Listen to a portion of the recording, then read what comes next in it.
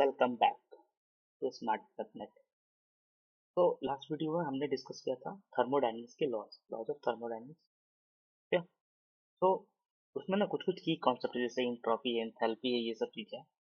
ठीक है, तो वो अभी हम आज डिस्कस करेंगे। उसके अलावा सिलेबस में मेंशन है जैसे कि मास और एनर्जी ट्रांसफर, ठीक है, across various interfaces, material balance, heat transfer processes. तो वो सारी चीजें हम इस वीडियो में डिस्कस करेंगे। ठीक है। तो हम्म, अगर देखा जाए तो मुझे पहले ये वीडियो डिस्कस करना चाहिए था, उसके बाद वो, बट ठीक है, दोनों रिलेटिव अपने आप में। ठीक है। तो उसमें हमने इंट्रॉपी वहीं पे डिस्कस कर लिया था, तो बाकी चीजें हम यहाँ पे हम डिस्कस कर लेंगे जिसके अराउंड के क्वेश्चंस आते हैं। ठीक है, तो हम चलते हैं। तो इसमें की कॉन्सेप्ट क्या है, तो एक बात है सिस्टम की जो बात करते हैं। सिस्टम क्या, the part of the universe being study. मतलब कि जैसे कि हम उस समय अगर बात सपोज हम लोग कह रहे हैं कि हम लोग ट्रॉपिकल रेन फॉरेस्ट के बारे में बात कर रहे हैं।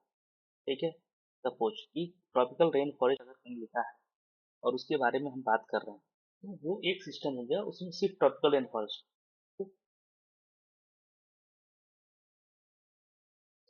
तो ट्रॉपिकल रेन फॉरेस्ट में तो वो एक सिस्टम हो गया। उसके बाहर की अब सिस्टम, उसके बाहर की चीजें क्या होगी, सराउंडिंग है। ठीक है।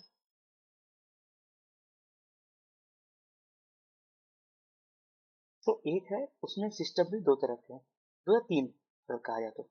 एक है ओपन सिस्टम। ठीक है, ओपन सिस्टम क्या है, can exchange both matter and energy with is surrounding.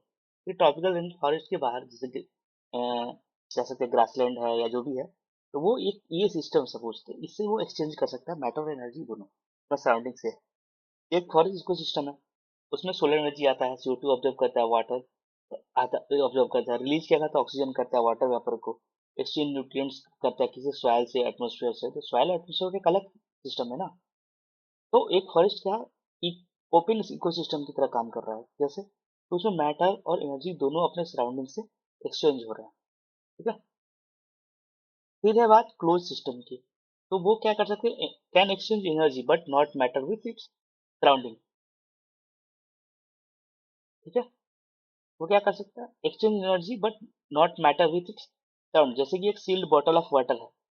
ठीक है, तो सील्ड बॉटल वाटर है, तो उसमें क्या है, वो वाटर ना उसमें से बाहर जा रहा है, कुछ बॉटल है, वो सील्ड है। ठीक है, सील है, तो वाटर ना इसमें से बाहर जा रहा है, ना बाहर का वाटर या बाहर से कुछ भी अंदर जा रहा है। बट जो एनर्जी है, सपोज कि ये हम इसको गर्म पानी इसमें रखे थे, या फिर सपोज कि ठंडा पानी, कि इसका टेम्परेचर था 5 डिग्री सेंटीग्रेड, इसको ऐसे फिर लाके रूम में रख दिए फ्रिज से निकाल कर, तो क्या होगा, एनर्जी बाहर निकलने लगता है। ठीक है, वो क्या है, एनर्जी बाहर की तरफ जा रही है, या फिर ठीक है, मेन क्या होता है कि एनर्जी ये इनटेक कर रहा है, इसकी टेम्परेचर बढ़ रही है, बढ़ रहा है इस बोतल का। तब तक बढ़ेगा जब तक हम क्या पढ़ते हैं कि इक्विलिब्रियम में ना आ जाए, कि ये भी रूम टेम्परेचर पे ना आ जाए। ठीक है, तो उससे क्या हुआ, एनर्जी तो एक्सचेंज हुआ ना, ये लिया या फिर दिया, एनर्जी एक्सचेंज हुआ। बट जो वाटर है उसमें वो मैटर है, तो वो एक्सचेंज नहीं हुआ, वो जैसे का वैसे ही है। ये क्लोज सिस्टम की बात है। तो अर्थ को हम क्लोज सिस्टम मानते हैं। मतलब अगर कुछ कुछ इग्नोर कर दे, जैसे मेटेराइड्स हैं, स्पेसक्राफ्ट हैं, या ऐसी चीजें जो आते हैं अर्थ पे, तो सिर्फ देखा जाए तो हम ओपन सिस्टम है, सिर्फ एनर्जी के लिए। जैसे सोलर रेडिएशन आता है और इंफ्रारेड रेडिएशन हम इमिट करते हैं। ठीक है, चलते हैं next। एक है आइसोलेटेड सिस्टम। आइसोलेटेड सिस्टम क्या होता है, एनर्जी और मैटर कुछ भी एक्सचेंज नहीं किया जा सकता है। ठीक है, ये एक आइडियलाइज परफेक्टली इंसुलेटेड थर्मोस की बात है।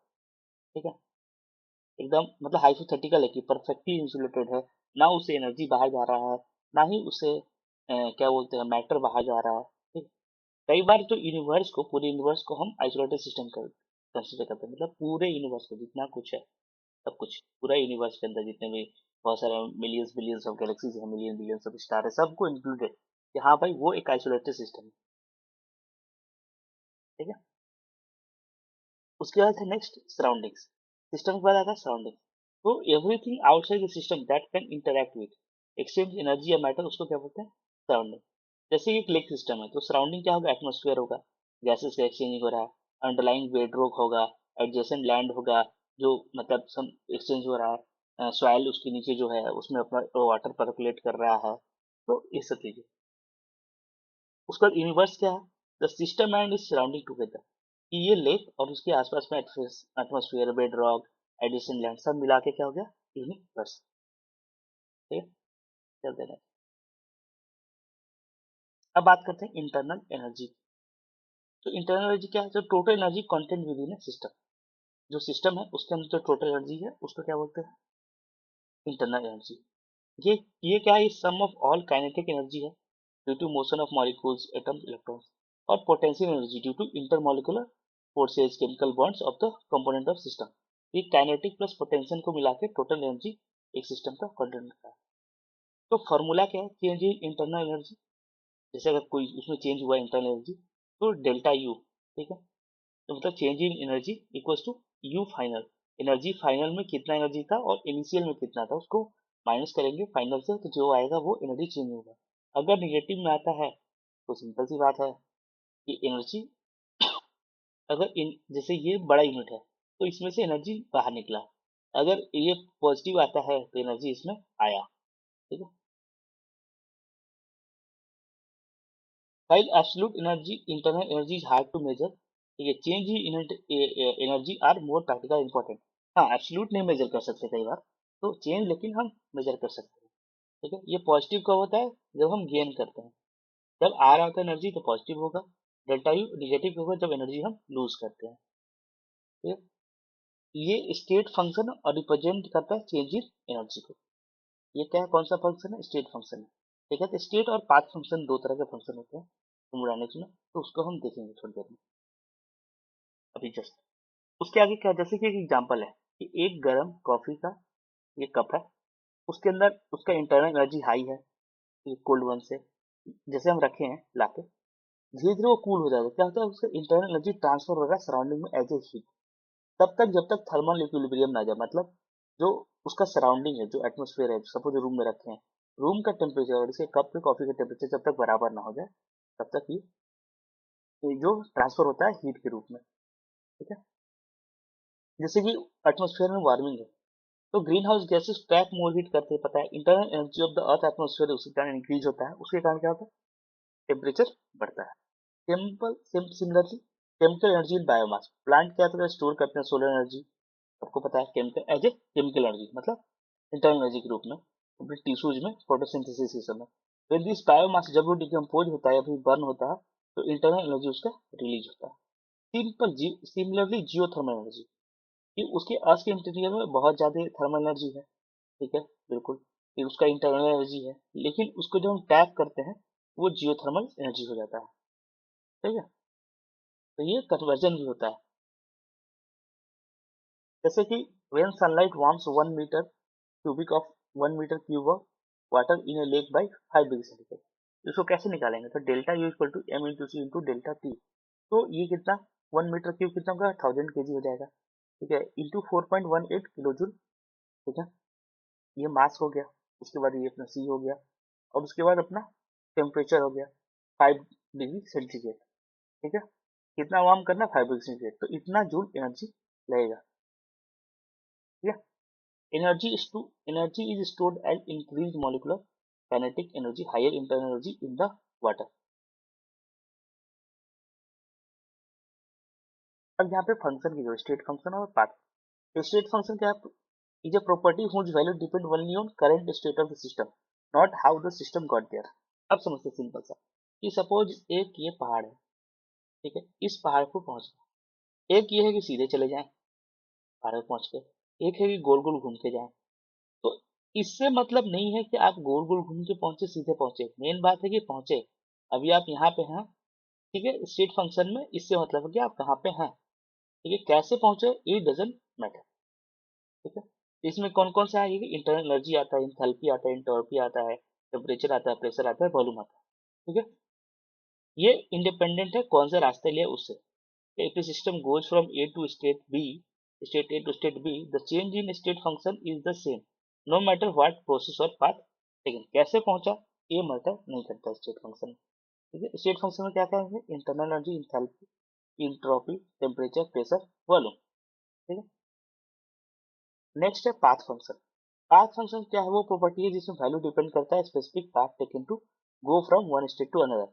सपोज कि ये ए पॉइंट है और यहाँ पे आपको बी पॉइंट है, यहाँ पे गए, ठीक है, तो ये एक डिस्टेंस है सपोज 100 मीटर। फिर ऐसे घूम के अगर जाएंगे, ये डिस्टेंस है 200 मीटर। तो ये मैटर करता है, क्यों? क्योंकि यहाँ से ऐसे डायरेक्ट जा रहा है 100 मीटर, ये मैटर करता है इधर घूम के जाएंगे 200 मीटर, ठीक है। तो कौन सा रास्ता लेते हैं उसमें ये मैटर करता है। इसमें कौन कौन से आते हैं? हीट और वर्क, ठीक है। ये सिर्फ इनिशियल और फाइनल स्टेट से मतलब नहीं है। Different path between same states can result different amount of heat और वर्क, ठीक है। ये ज्यादा वर्क किया कि नहीं, 200 मीटर चला, ठीक है। डिफरेंट पाथ लेने का यहाँ पे वर्क कम है। ये इतना लिया तो ज्यादा हीट जनरेट किया होगा, बिल्कुल किया होगा, यहाँ पे कम किया होगा। तो वही बात है कि इस पाथ फंक्शन में डिफरेंट पाथ लेंगे तो डिफरेंट, ठीक है, रिजल्ट आएंगे, भले ही सेम स्टेट के बीच में जो है, ठीक है, बिटवीन द सेम स्टेट, या ए और बी सेम स्टेट है, ठीक है। तो उसकी पाथ डिफरेंट लेने से डिफरेंट डिफरेंट अमाउंट या हीट का या वर्क हो सकता है। ये सब चीजें समझना इसलिए जरूरी है क्योंकि इसके एप्लीकेशन दूसरे यूनिट्स में है, फिर वहाँ पे हम रटने लगते हैं, ठीक है, या फिर क्वेश्चन उससे तो शायद हमें समझ में नहीं आता है क्या है। तो ये इसलिए है क्योंकि रटना ना पड़े कम से कम, ठीक है। ये समझ लेंगे तो आसान है, जब हीट की बात करेगा तो समझ जाएंगे पाथ फंक्शन का इसमें हो सकता है, इसमें ये भी देखना होगा कौन सा पाथ लिया है, तो ये सब चीजें। फिर चलते हैं नेक्स्ट क्या है, हीट, ठीक है। तो हमारा हो गया पाथ फंक्शन हम देख लिए, तो हम चलते हैं हीट। तो हीट क्या है? तो transfer of thermal energy between a system and its surrounding due to temperature difference, ठीक है। Heat is energy in transit, ठीक है। टाइम कन्वर्जन क्या है कि जब हीट क्या होता है, ज्यादा होता है जीरो से, तो heat is added to the system from the surrounding, तो ये इंडोथर्मिक प्रोसेस होता है। जब जीरो से या इक्विलिब्रियम से नेगेटिव होता है, ठीक है, हीट, तो हीट में क्या होता है, ऐड होता है, ठीक है।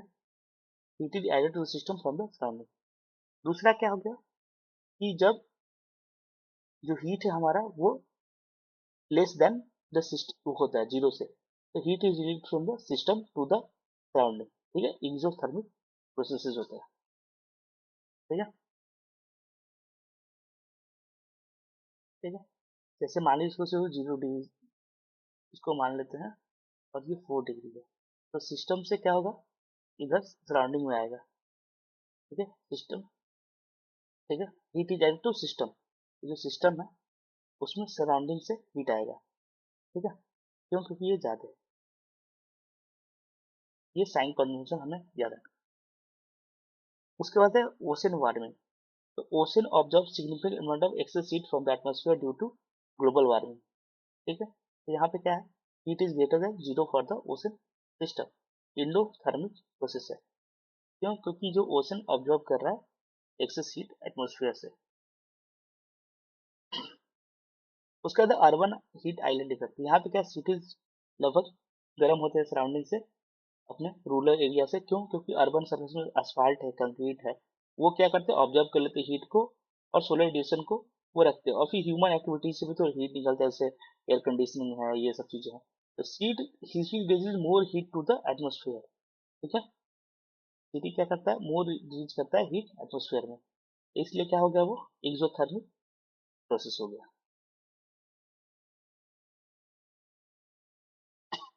नेक्स्ट है work.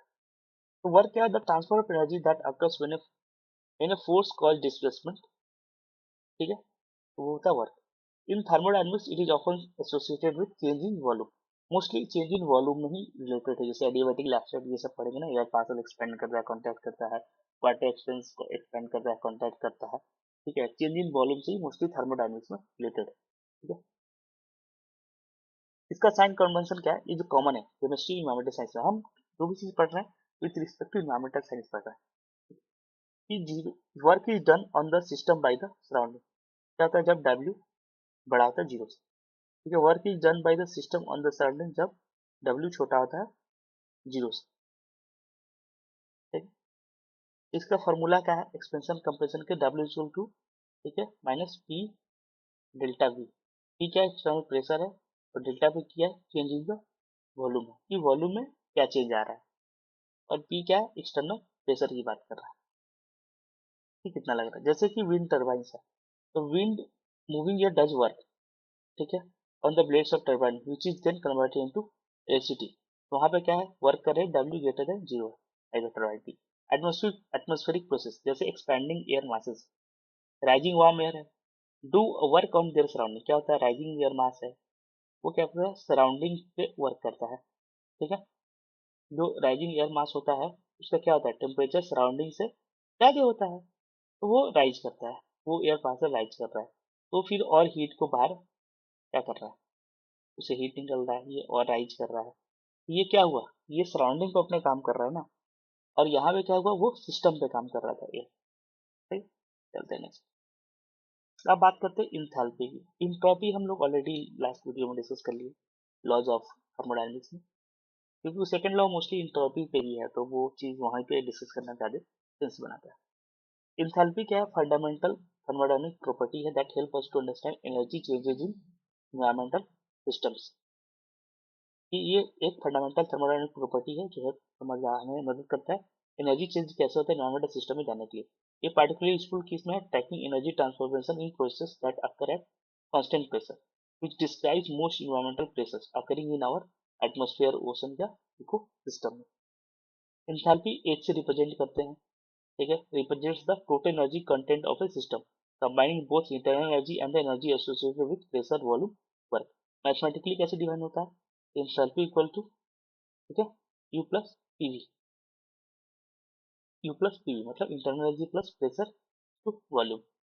H enthalpy internal energy हो गया, प्रेशर, वॉल्यूम। इंथैल्पी क्या है, व्हाट में स्पेशली क्या बनाते हैं नॉन साइंस में, is that when a process occur at constant pressure, ये प्रेशर सेम है, मतलब मोस्ट इन्वायरमेंटल प्रेशर जैसे एटमॉस्फेयर का प्रेशर तो ऑलमोस्ट लगभग सेम ही रहता है, सेम एल्टीट्यूड पे। The change in enthalpy equals to the heat transfer. The same pressure पे मोस्ट ऑफ द काम हो रहा है, इन्वायरमेंटल प्रोसेसेस अकर कर रहे हैं, तो एंथैल्पी चेंज हम कैसे निकालेंगे, तो हीट ट्रांसफर हो जाएगा। ठीक है, तो delta H change in enthalpy equal to Q at constant pressure, Q मतलब heat transfer. This means we can directly measure or calculate the heat absorbed or released during the environmental process to determine the enthalpy change कितना है, determine करने के लिए अगर heat observe हुआ कि release हुआ कितना, उसके आधार पे हम एक कैलकुलेट कर सकते हैं कि enthalpy चेंज कितना है। ठीक है, जैसे कि मीथेन गैस है, कंबसन ऑफ मीथेन गैस, यहाँ पे अपना कंबसन होगा, ऑक्सीजन के प्रेजेंस में CO2 बना, H2O बना। ठीक है, this reaction is exothermic meaning it releases heat to the surroundings, the change in enthalpy is negative. ठीक है, ये कैलकुलेट करेंगे तो 890 किलो जूल के आसपास। The heat release contributes to the warming if methane is burned as a fuel और atmospheric warming if it under control. Same है formation of acid rain precursors, oxidation of sulphur oxide to sulphur trioxide in the atmosphere is exothermic reaction. ठीक है, releasing heat. उसका है melting of ice. ठीक है, तो इसमें क्या चाहिए, requires heat input from surrounding, तो ये क्या हो गया, इंडोथर्मिक। ठीक है, तो यहाँ पे डेल्टा एच क्या आ जाएगा, पॉजिटिव। क्यों, क्योंकि इसमें हमें हीट चाहिए, इंथैल्पी ऑफ फ्यूजन। ठीक है, हीट उसमें चाहिए, इसलिए सराउंडिंग से, ठीक है, आइस को मेल्ट करने के लिए। ठीक है, तो melting of glacier ice due to global warming involve significantly enthalpy changes. अगर ये स्टेटमेंट में आ जाए कल को ये कि इसमें से कौन सा सही है, उसमें से एक स्टेटमेंट दिया हो तो melting of glaciers and ice due global warming involve significant enthalpy changes. अगर इंथैल्पी नहीं पता है और कैसे चेंज हो रहा है नहीं हो रहा है, तो इसको मुझे समझ में नहीं आएगा, गलत से तुक्के पे खेलेंगे तो तुक्के पे तो गलत हो जाएगा ना। इसलिए क्या है, इसलिए इस चीज को समझना बहुत जरूरी है। उसके बाद है इवेपोरेशन ऑफ वाटर, वाटर का इवेपोरेशन। H2O लिक्विड है, H2O गैस, तो ये क्या है, इंडोथर्मिक है। क्यों, क्योंकि डेल्टा एच ऑफ, ठीक है, vaporization, change in enthalpy of vaporization, ये लगभग इतना किलो जूल पर मोल आता है 100 डिग्री सेंटीग्रेड। इसमें क्या है कि लिक्विड को बनाने के लिए हमें एनर्जी इनपुट देना पड़ा, मतलब एंथैल्पी चेंज करना पड़ा। ठीक है, और इवेपोरेशन हमारे ह्यूज रोल प्ले करता है वेदर पैटर्न और वाटर साइकिल, ये तो पता ही। तो इस तरह से चीजें आ सकती है। उसके बाद है measuring and calculating enthalpy changes, कैसे करते हैं, तो डायरेक्ट कैलोरी, ठीक है, कैलोरीमेट्री, जब तो कैलोरीमीटर से इस्तेमाल करते हैं directly measures heat transfer during environmental processes. तो उसमें क्या है, जैसे कि bomb calorimeter measures the heat release when substance completely combust, जब पूरा कंबशन हो जाए सब्सटेंस का तो कितना हीट रिलीज हुआ वो ये बॉम्ब कैलोरीमीटर अब मेजर करता है। Use to determine energy content of fuels and biomass. कहाँ यूज होता है बॉम्ब कैलोरीमीटर का, तो फ्यूल और बायोमास का energy content. Enthalpy of combustion क्या हेल्प एसेस कार्बन फुटप्रिंट। उसके बाद है फ्लो कैलोरीमीटर मेट्री। तो फ्लो कैलोरीमेट्री में क्या आता है, measure enthalpy change in flowing system. ठीक है, use to study heat exchange in river, ocean current और एटमॉस्फेरिक फ्लूइड्स। फिर है हेस लॉ। हेस लॉ क्या कहता है, allow calculation of enthalpy change for complex processes by combining known enthalpy change for simple reaction. क्या करेगा कि कई सारे जो एंथैल्पी चेंजेस हैं छोटे छोटे, ठीक है, एच एच टू मतलब ऐसे डॉट डॉट करके, उन सबको कंबाइन करके जो हम आएंगे वो हमारा फाइनल एंथैल्पी चेंज हो गया। तो ये हेस लॉ के थ्रू है। ठीक है, कि यहाँ पे डेल्टा एच नॉट हो गया ओवरऑल इंथैल्पी चेंज, और यहाँ पे हो गया 1 2 3 ये सब कि enthalpy change for individual her step पे क्या हुआ। अगर एक सिस्टम है उसमें बहुत ज्यादा इंथैल्पी चेंज हो रहा है, अलग अलग स्टेप में एक रिएक्शन हो रहा है सपोज, तो हमें फाइनल जानना है, तो इसका सारा का सम हम निकाल कर देंगे, हमें फाइनल आ जाएगा कि हाँ इतना इसमें चेंज है। ये हेल्प क्या करता है कि अगर हम किसी का पहले से निकाल लिए, ठीक है, सपोज कि एक रिएक्शन है और इसमें एक और स्टेप है, तो इस इतने स्टेप का हमें पहले से पता है, इतने का पता है प्लस इसको जोड़ दिए कंबाइन, तो हमें फाइनल आ जाए, ये स्टेप हमें कैलकुलेट करने का जरूरत नहीं है अगर हमारे पास पहले से उसकी रीजनिंग है। तो ये हेस लॉ में था। ये फ्रीक्वेंटली कहाँ यूज होता है, principle calculate energy change in biochemical cycles, क्योंकि बहुत सारे स्टेप होते हैं। Determining enthalpy change for reactions that are difficult to measure directly जिसको मेजर नहीं कर सकते वहाँ पे इसका इस्तेमाल करते हैं। Evaluate the energy impacts of environmental policies और टेक्नोलॉजी, कि उनका क्या इम्पैक्ट पड़ा, ठीक है, इन्वायरमेंटल पॉलिसी और टेक्नोलॉजी का। उसके बाद चलते नेक्स्ट। फिर है क्लाइमेट साइंस और मेट्रोलॉजी में, तो ये समझते हैं कैसे। Heat content of ocean, the enthalpy of sea water helps quantify ocean heat storage, कि उसमें कितना चेंज हो रहा है इंथैल्पी, उससे मतलब है कि पता चलता है हमें क्वांटिफाई करने के ओशन का हीट स्टोरेज कितना हो सकता है। Ocean absorbs about 90% of excess heat from the climate change. Changes in ocean enthalpy drives phenomena like El Nino और La Nina। अगर ये स्टेटमेंट आ जाए कि changes in ocean enthalpy drive phenomena like El Nino, La Nina, ये environmental जियो cycles का है, but वहाँ पे स्टेटमेंट बना के दे दे तो हाँ ठीक बात है। तो इस तरह से पढ़ना है। उसके बाद है एटमॉस्फेरिक एनर्जी ट्रांसपोर्ट, तो वहाँ पे इंथैल्पी कैसे काम करता है। Enthalpy flows explain global heat distribution, both sensible heat और लैटेंट हीट। ठीक है, सेंसिबल हीट का temperature, latent heat water vapour contribute. तो total enthalpy flux explain why some regions are warmer than others at the same latitude. Same latitude पे कोई area क्यों ज्यादा गर्म है, क्यों कम ज्यादा है, वो डिपेंड करता है किस पे, सेंसिबल हीट पे और लैटेंट हीट पे, वो कितना कंट्रीब्यूट कर रहे हैं। वो किसी से कम होता है तो वो इंथैल्पी फ्लो ही से डिसाइड होता है कि इंथैल्पी फ्लक्स कितना है। पर हीट वेव से ये भी रीजन एब्नॉर्मली हाई हो रहा है, एटमॉस्फेरिक इंथैल्पी अगर उस वहाँ का इंथैल्पी बहुत तेजी से बढ़ रहा है, ठीक है, तो उस एरिया में वो temperature humidity contribute to enthalpy, दोनों कंट्रीब्यूट करते हैं। High enthalpy air mass creates dangerous condition for human health, जो हाई इंथैल्पी अगर बहुत ज्यादा गर्म एयर मासेस है तो सही बात है, अगर ह्यूमिडिटी भी है और ये हाई टेम्परेचर है तो वो हमारे लिए क्या होता है, फैटल कंडीशन क्रिएट कर सकते हैं, जानलेवा हो सकते हैं।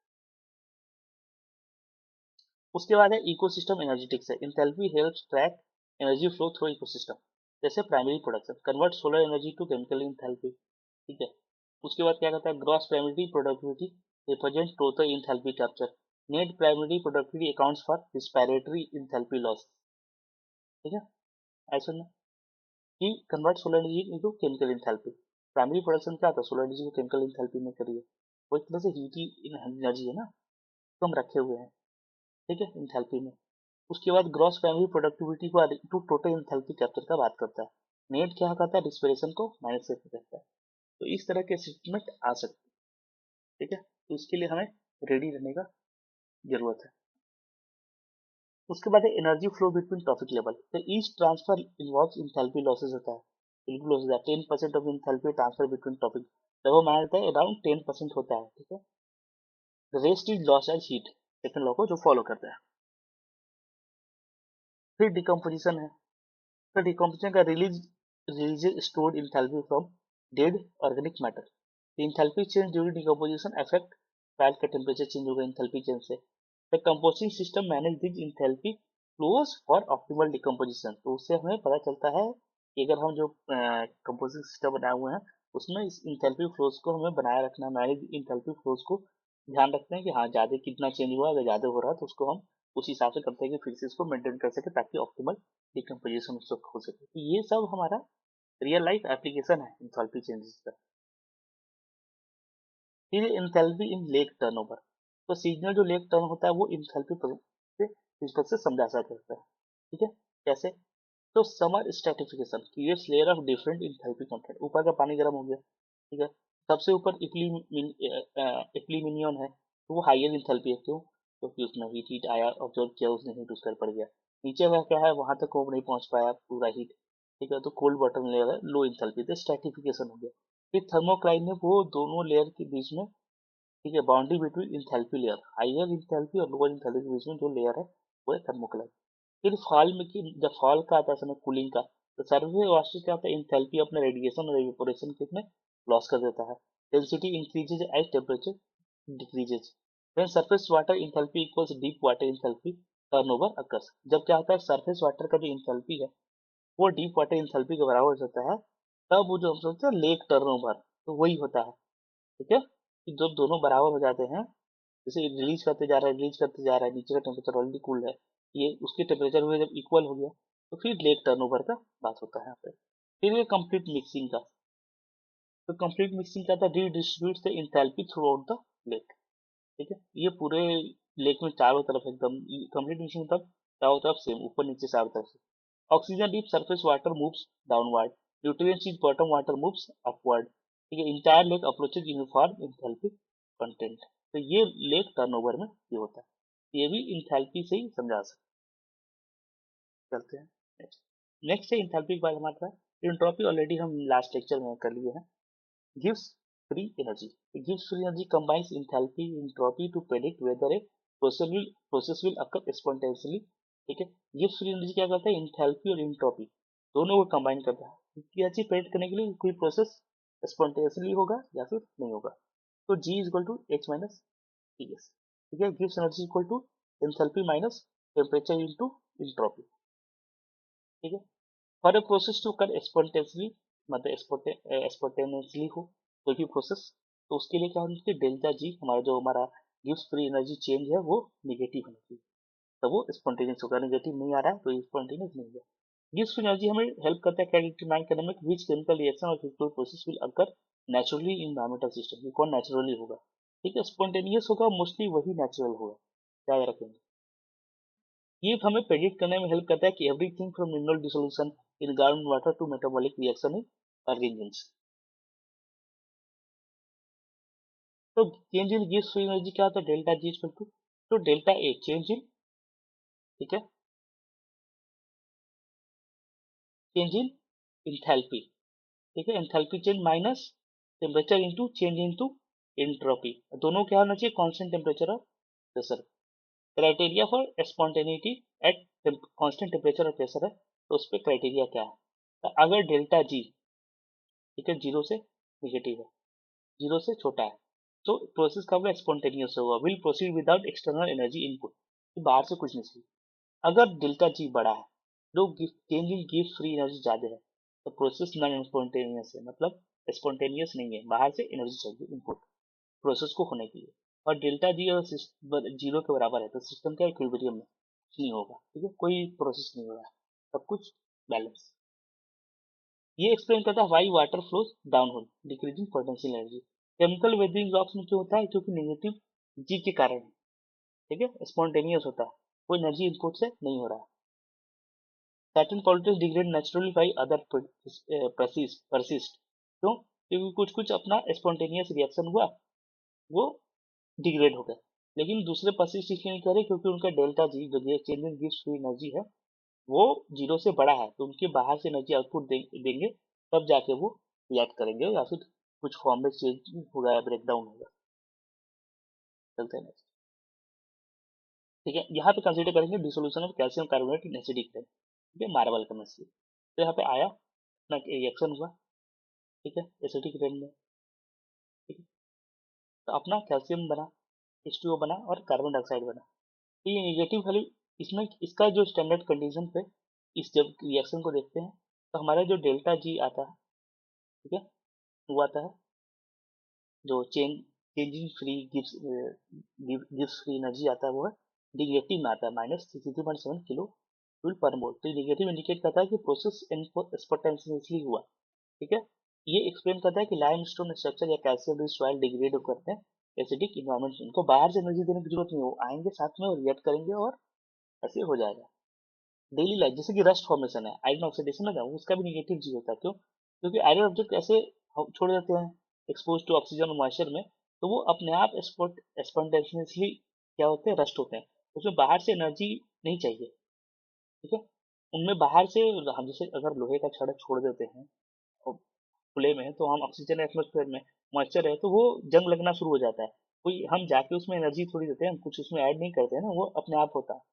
ठीक है, तो वो अपने आप होता है, मतलब वहां पर उसका क्या हो गया, जो गिव्स फ्री एनर्जी होगा वो निगेटिव आएगा। ठीक है, इसलिए वो स्पॉन्टेनियस हो रहा है। ठीक है, अगर हमको उसको हटाना है, significant energy input required to convert rust back to pure iron, और रस्ट को अगर प्योर आयरन में कन्वर्ट करना है तो बहुत ज्यादा एनर्जी इनपुट चाहिए। ठीक है,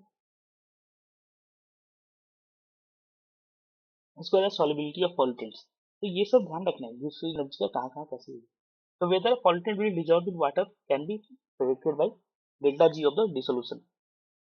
जैसे कि कुछ हेवी मेटल होते हैं वो इनसॉल्युबल होते हैं क्योंकि उनका डेल्टा जी जीरो से ज्यादा होता है। ठीक है, certain pH condition में limiting their mobility in water but concentrating them in sediments। ठीक है, तो उनको उसका लिमिटिंग मोबिलिटी कर दे वाटर में, वो इंसोल्यूबल है तो वो उसमें जाएंगे तो उनका कंसंट्रेट कर सकते हैं, वहाँ पे यूज हो सकता है। उसका भी इफेक्टिवनेस ऑफ रेमिडिएशन स्ट्रेटेजी। ठीक है, तो रेमिडिएशन स्ट्रेटेजी के लिए भी हम इसमें इस्तेमाल कर सकते हैं कि टेक्निक्स को work without continuous energy input beyond initial sweat. The overall process is facilitator should ideally have negative G ना चाहिए। If not, energy must be served। अगर नेगेटिव जी नहीं है तो उसको हम एनर्जी सप्लाई करेंगे। ठीक है, फेज ट्रांजिशन पर ही है कि डेल्टा जी हमारा जीरो से छोटा होना चाहिए 1 atm पे, 1 एटमॉस्फेरिक प्रेशर पे, तब वो स्पॉन्टेनियस होता है। ठीक है, अगर डेल्टा जी बड़ा है, ठीक है, फॉर मेल्टिंग, तो फ्रीजिंग स्पॉन्टेनियस होता है। ठीक है, ये समझना यहाँ हेल्प करेगा understanding ice melting warming climate. अब आगे चलते हैं मास ट्रांसफर। तो मास ट्रांसफर क्या है? तो net movement of mass from one location to another, एक जगह से दूसरे जगह मास का ट्रांसफर। ये सेवरल मैकेनिज्म के थ्रू होता है, जैसे डिफ्यूजन हो गया, एडवेक्शन हो गया, डिस्पर्सन। डिफ्यूजन क्या है? Random molecular motion from areas of high concentration to lower concentration. कि कहीं पे हम लाए कुछ चीजें, जैसा कि सपोज कि परफ्यूम है, एक कोने के रूम में मारते हैं तो वो धीरे धीरे सारे पूरे, जैसे एक कमरा है, यहाँ पे हमने परफ्यूम स्प्रे किया तो क्या होता है, धीरे धीरे धीरे धीरे डिफ्यूज होके उसके मॉलिक्यूल्स डिफ्यूज होके चारों तरफ वो फैल जाते हैं। तो मॉलिक्यूल्स क्या है, मास ही तो है, वो सारे में जब तक फैल जाता है जब तक पूरा रूम में ये इक्विलिब्रियम में ना आ जाए। ठीक है, तो क्या है, यहाँ पे हाई कंसेंट्रेशन हुआ क्योंकि यहाँ स्प्रे किए, सब जगह लो कंसेंट्रेशन था तो सब जगह फैल गया। एडवेक्शन क्या, transport of substance by bulk fluid motion. ठीक है, जैसे फ्लूइड मोशन, विंड है, वाटर करंट के साथ वो ट्रांसफर हो गया सब्सटेंस। डिस्पर्सन क्या हो गया, spreading of substance due to turbulent flow और मॉलिक्यूलर डिफ्यूजन कंबाइंड। ठीक है, ये स्प्रेड हो रहा है, चारों तरफ फैल गया। ठीक है, फैलना, जैसे कि ये एडवेक्शन का सबसे बेस्ट है कि सपोज जब कई बार क्या होता है, पानी जा रहा होता है, ये खेत होता है, अगर आप देखोगे कहीं यहाँ नाले वाले, यहाँ पे अगर कोई रंग डाल दिया लाल, तो ये पूरे पानी के साथ चारों तरफ चारों तरफ चारों तरफ जा रहा है। ठीक है, या फिर हवा चल रहा है तो हवा के साथ चिमनी से निकला धुआं और ये भी जाने लगा। तो जो स्टैक है ना, फ्लूम स्टैक, तो वो सब हम पढ़ेंगे, तो उसके समझना ये एडवेक्शन। डिस्पर्सन क्या हो गया कि वो काफी टर्बुलेंट फ्लो है कि इधर भी बह गया इधर भी बह गया, चारों तरफ बह गया, वो डिस्पर्सन की बात। डिफ्यूजन में क्या है कि oxygen diffused from atmosphere into bodies of water supporting aquatic line. The diffusion rate depends upon concentration of gradient, surface area, temperature. This process is crucial for maintaining dissolved oxygen level in streams and lakes. The flux of diffusing a substance is described by Hicks first law। Hicks का जो first law था उसके द्वारा, ठीक है, the flux of diffusing substance describe किया जाता है। ठीक है, जे इक्वल डी, ठीक है, जे इक्वल टू, ठीक है, diffusion coefficient into concentration gradient. Concentration gradient कितना है, मतलब ऊपर कितना नीचे कितना, उनका ग्रेडियंट। तो जैसे ये एक डिफ्यूजन लेक है, वहाँ पे कोफिशिएंट दिया 2 × 10⁻⁹ मीटर स्क्वायर, ठीक है, पर से। उसके बाद है कंसंट्रेशन ग्रेडियंट दिया है 5 milligram over 1 mm। Area of lake कितना, तो ऑक्सीजन फ्लक्स कितना हो जाएगा, तो इसको कैलकुलेट करेंगे तो क्या है हमारा कोफिशिएंट इतना हो गया। ठीक है, उसके बाद क्या 5 मिलीग्राम पर लीटर डिवाइडेड बाई क्या है 1 mm ना, ओवर 1 तो 0.001 मीटर सेम में लाएंगे यूनिट में, तो 1 इंटू 10⁻⁵ मिलीग्राम पर मीटर ये आ गया। इसको टोटल ऑक्सीजन ट्रांसफर कर लेंगे तो जे इंटू एरिया, तो 1 इंटू 10⁻⁵, ठीक है, मिलीग्राम पर मीटर स्क्वायर पर सेकंड, ये इतना आ गया 10⁻10,000 मीटर स्क्वायर इक्वल 0.1 मिलीग्राम पर सेकंड। इसमें हम मल्टीप्लाई करेंगे तो हमारा आ जाएगा 0.1 मिलीग्राम पर सेकंड। तो ये हमारा क्या है डिफ्यूजन हमारा निकल के transfer total oxygen transfer total oxygen diffuse हो रहा है इस स्पीड से।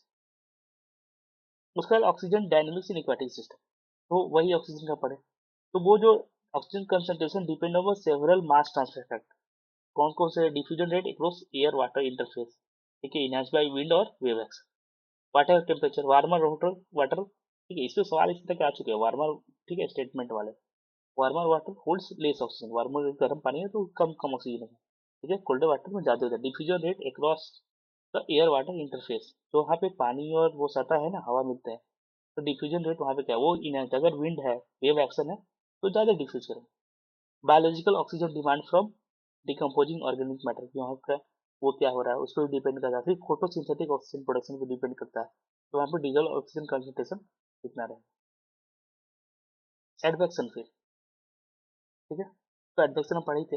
एयर पोल्यूशन कैसे काम करता है कि industrial areas can be carried 100 down wind through advection, अगर हवा है लाइन में जा रहा है चलिए, ठीक है, ऐसी बात है 2020 में ऑस्ट्रेलियन बुश फायर जो था स्मोक फ्लूम था, वो circle the globe through atmospheric advection.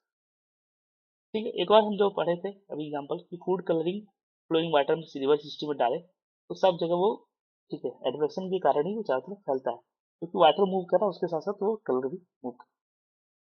उसके बाद है dispersion, dispersion combine diffusion and with irregular fluid motion to enhance mixing, ये कंबाइन करता है रेगुलर फ्लूइड मोशन को मिक्सिंग के लिए। When pollutants enter river turbulent flow causes them to spread both longitudinally and laterally through dispersion, ये longitudinally और laterally सब चार तरफ ऐसे भी ऐसे भी, ठीक है, ये क्या करता है इसी कारण जो क्विकली पोल्यूटेंट कंसंट्रेशन में डाइल्यूट हो जाते हैं down stream of A discharge point, ये अगर फेंके तो चारों तरफ चले गए तुरंत हो गए, ठीक है।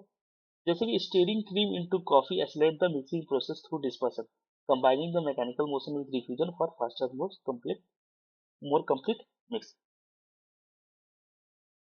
उसके आगे फिर सॉफ्टन प्रोसेस, सॉफ्टन में क्या होता है दो तरह का होता है, एक होता है एब्जॉर्प्शन कि इनटू मटेरियल कि ये एक मैटर है इसके अंदर में सब घुस गया, एक होता है एब्जॉर्प्शन कि ये एक मैटर है इसके ऊपर बस चिपके रहेंगे, ठीक है, ये होता है। तो जैसे एक्टिवेटेड कार्बन फिल्टर है वाटर ट्रीटमेंट प्लांट में, वो क्या करते हैं एडजॉर्ब करते हैं, एडजॉर्ब में क्या होता है कि वो फिल्टर है, फिल्टर में जाके सब चिपक जाते हैं, ठीक है, रिमूव, उसके बाद हम फिल्टर निकाल के, फिल्टर से पानी गया उसको चिपक गया, आगे पानी गया फिल्टर से निकाल के साफ कर लेंगे, या फिर उसका जीवन हो गया खत्म तो हम फेंक देंगे, ठीक है। सेम होता है सॉइल ऑर्गेनिक मैटर और क्लियर पार्टिकल्स भी एब्जॉर्ब करते हैं बहुत सारे पॉल्यूटेंट्स को कि अपने ऊपर सरफेस पे वो क्या करते हैं उन पे चिपक जाते हैं, ठीक है, उसके कारण क्या होता है उनकी मोबिलिटी नहीं होती है, मतलब वो चिपक गए तो आगे जाने नहीं देते। ऑब्जॉर्ब मतलब क्या होता है कि अपने अंदर समाहित कर लेते हैं, ठीक है, जैसे स्पॉन्ज है वो क्या होता है ऑब्जॉर्ब कर लेता है वाटर को, ठीक है। बेकिंग सोडा क्या करता है adsorb order in your refrigerator, तो वो क्या करता है ऑब्जॉर्ब नहीं करता है एडजॉर्ब करता है, ठीक है, कि जो जो ऑर्डर्स जो जैसे इस तरह गंध वाले हैं उनको अपने ऊपर पार्टिकल्स को चिपका लेता है, ठीक है। लेकिन स्पंज क्या करता है अपने अंदर समाहित कर लेता है अंदर, सिर्फ सरफेस पे नहीं, ठीक है, सिर्फ सरफेस पे नहीं, वो अपने अंदर ही पानी उसके चला जाता है। तो वो हो गया ऑब्जॉर्प्शन और एब्जॉर्प्शन, ये दोनों में डिफरेंस है। अब है मास ट्रांसफर करता है, मास ट्रांसफर क्या करता है गवर्न करता है pollutant dissolution nutrient cycling oxygen distribution in water bodies and money other critical environmental process. जैसे कि फॉरेस्ट कार्बन बैलेंस होते हैं कि मैच्योर फॉरेस्ट मेंटेन से कॉम्प्लेक्स कार्बन बैलेंस, एक मैच्योर जो फॉरेस्ट होता है उसमें कॉम्प्लेक्स कार्बन बैलेंस होता है, ठीक है? जैसे इनपुट है photosynthesis convert atmospheric CO2 into biomass, storage pool होता है लिविंग बायोमास है डेड ऑर्गेनिक मैटर है, फिर output for respiration by plants animal decompose return carbon to the atmosphere, ये पूरा कार्बन का है। तो वो मैटर मास ट्रांसफर हो रहा है कि अलग अलग मीडियम के थ्रू, ठीक है, कि फोटोसिंथेसिस ने CO2 को लिया कन्वर्ट किया बायोमास में, बायोमास अपना स्टोरेज पूल में पड़ा रहा, ठीक है। हमने फिर क्या किया कि डिस्टिलेशन हुआ प्लांट्स के द्वारा, एनिमल के द्वारा, डिकम्पोजिशन ने क्या किया, फिर कार्बन को एटमोसफेयर में वापस दे दिया, फिर वापस वहां से फोटोसिंथेसिस लिए। तो ये एक मास का मास का ट्रांसफर चल रहा है, ठीक है।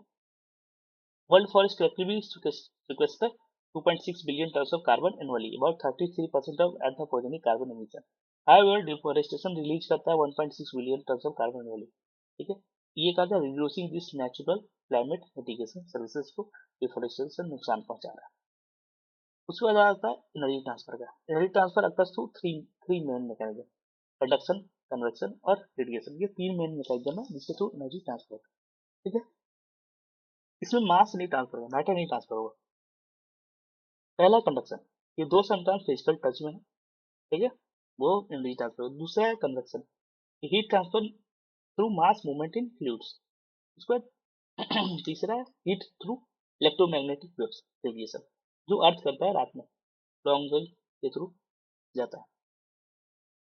कंडक्शन फॉलो करता है फोरियर्स लॉ, ठीक है, तो फोरियर्स लॉ को फॉलो करता है कंडक्शन। क्यू इक्वल टू, ठीक है, माइनस के जो थर्मल कंडक्टिविटी है into temperature carried. Simple. Q क्या हीट फ्लक्स है कि एनर्जी पर यूनिट एरिया पर यूनिट टाइम में कितना आएगा। उसके बाद है कंडक्शन। कंडक्शन क्या करता है, अफेक्ट करता है सॉइल प्रोफाइल को, क्योंकि हीट ट्रांसफर लेक्स में हो रहा है, ओशन में हो रहा है, थर्मल रेगुलेशन ऑर्गेनाइजेशन। तो हीट कंडक्शन थ्रू सॉइल की, सब मान लो कोई सॉइल है, उसका थर्मल कंडक्टिविटी दिया है 0.8 वाट, ठीक है।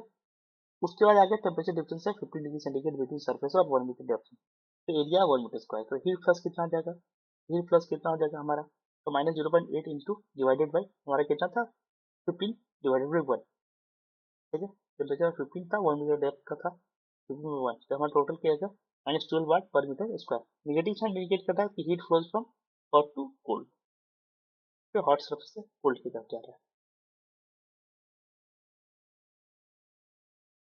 ठीक है। उसका रेडिएशन, रेडिएशन क्या होगा,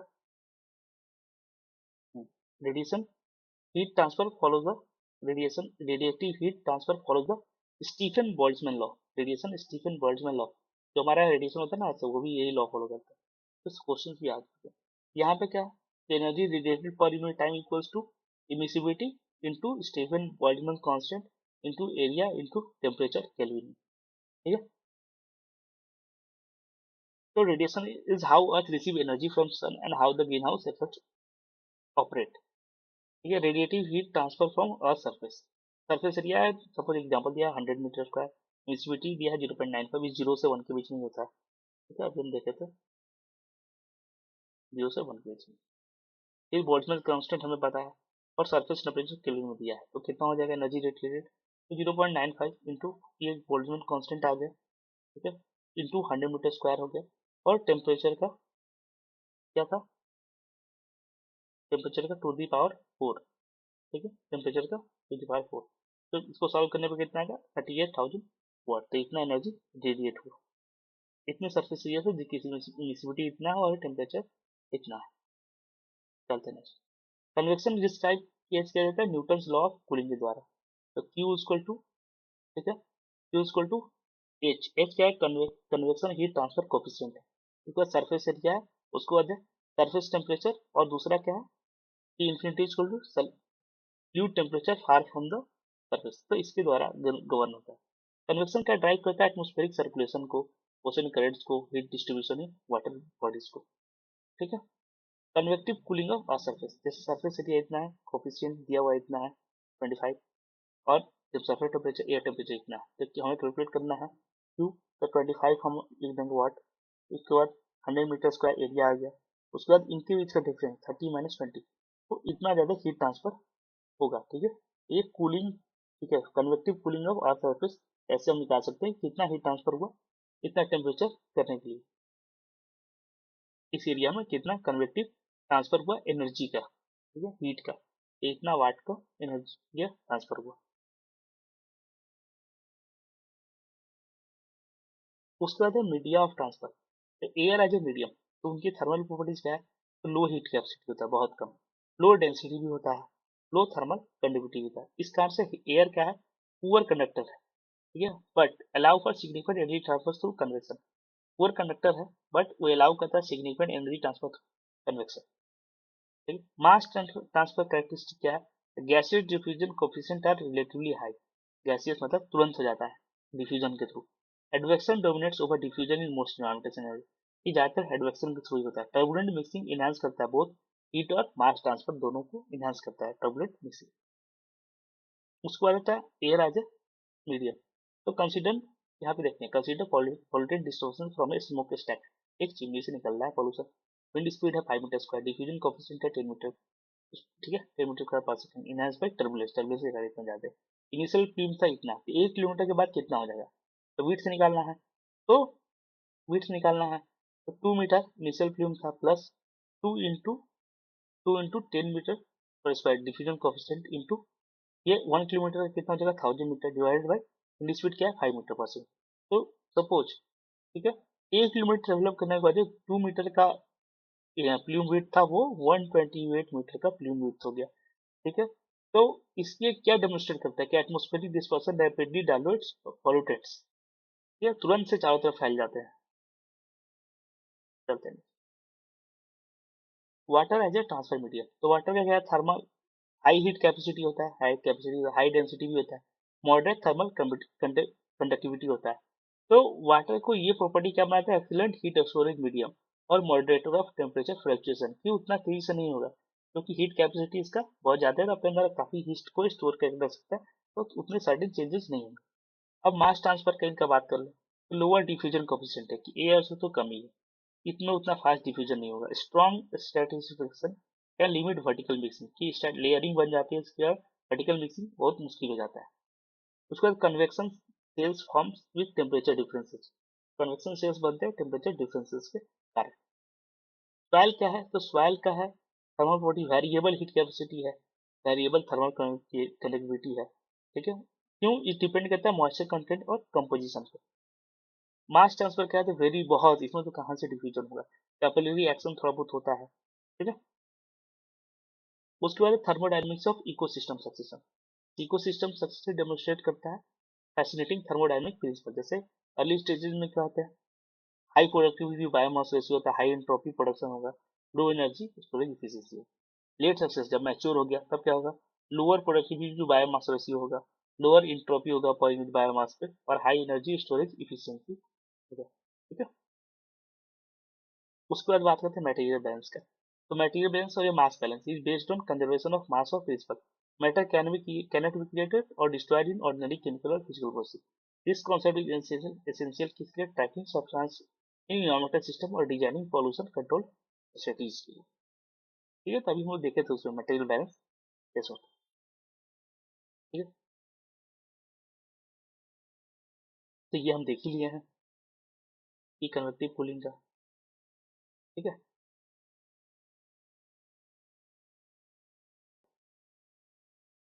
ये हो गया डन।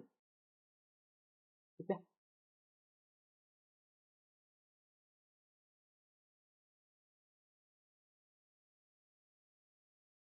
तो ये हो गया डन। ठीक है, तो थैंक यू अगर यहाँ तक आपने, तो यही सब चीजें कॉन्सेप्ट है।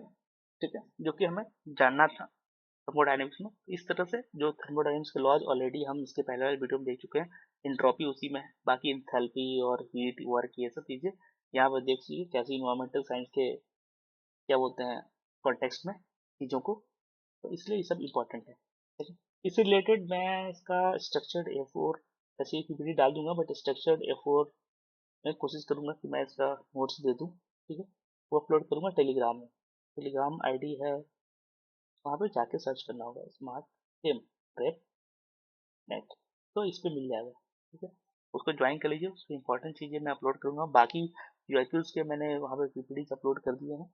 तो इसी पे इसका पूरा ये जो है ना laws of thermodynamics, heat transfer process, mass and energy transfer across various interfaces और मटेरियल बैलेंस, ये पूरे यहाँ इतने टॉपिक्स कंप्लीट हो चुके ये 2 वीडियो में, तो इसके नोट्स में वहाँ अपलोड कर दूंगा। ठीक है, अगर अच्छा लगा तो प्लीज़ लाइक करें, शेयर करें, सब्सक्राइब करें, और और क्या, कमेंट करें कि क्या चीज़ अच्छा लगा, क्या चीज़ अच्छा नहीं लगा, वट एवर। ठीक है, टिल देन पढ़ते रहें, चल मिलते हैं जल्दी नेक्स्ट वीडियो में। ठीक है, बाय।